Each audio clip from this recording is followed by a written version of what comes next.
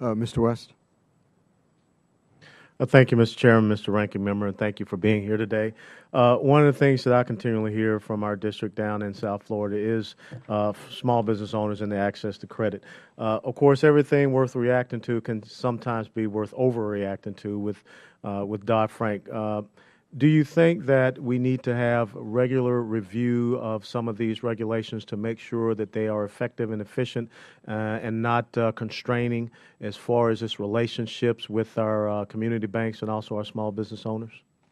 That's a good question, and the Dodd-Frank Act to some extent contemplates this because it does provide that for significant regulations that the Bureau adopts that we should be assessing the regulation within, I think it's about 5 years.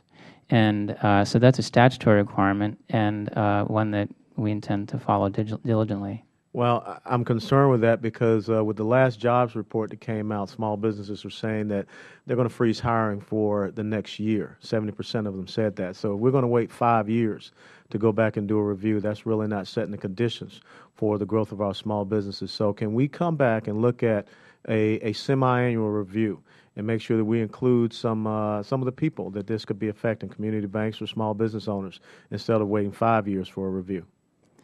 So we have a process, in fact, a statutory process, the Small Business Regulatory Enforcement and Fairness Act, that actually provides small businesses the opportunity to provide input before we issue a proposal in certain circumstances. Was that part of Dodd-Frank? There were amendments. Dodd-Frank included amendments to the Regulatory Flexibility Act and the related small business, the SBREFA. And those amendments, among other things, extended SBREFA obligations to us. We're the third federal agency only to be subject to SBREFA. And that'll be one way that we get input from small businesses even before we've adopted a regulation. And I think what we're trying to do is, where we can, go beyond the statutory requirements for public comment on regulations. And a prime example of that is how we've been handling the reform of federal mortgage disclosures.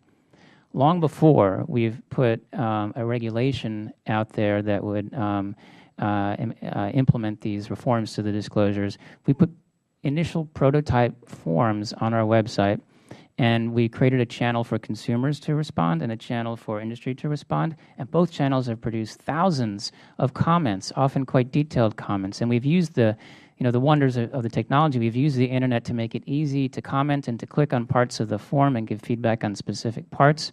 And in addition, we are conducting sort of more controlled laboratory testing of these potential disclosures, where we're going into a room and we ask individual consumers questions about it.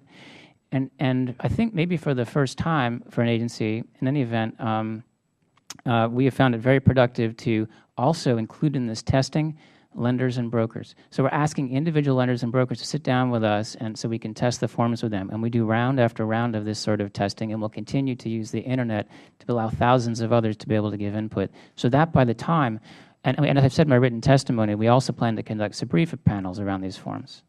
And so that by the time we get to a final regulation, it will have received that kind of input.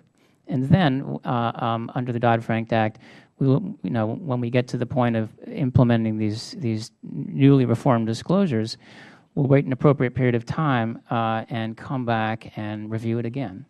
And so once again, I come back to the original question. What I heard you say was right now that's 5 years.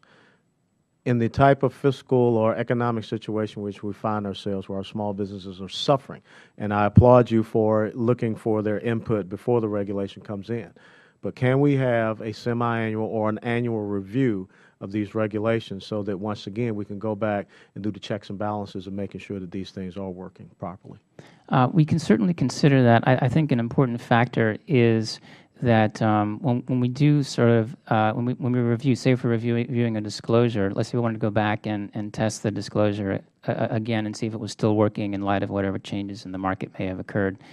it's a pretty extensive process. It takes many months, and it can involve both what we call qualitative testing, where you speak to small groups of consumers and lenders, and then more extensive quantitative and statistically valid testing, something we plan to do after we finish this initial round of qualitative testing. And that can take a while to do correctly, to gather useful data. And when we do that, we want to do it in the most careful way.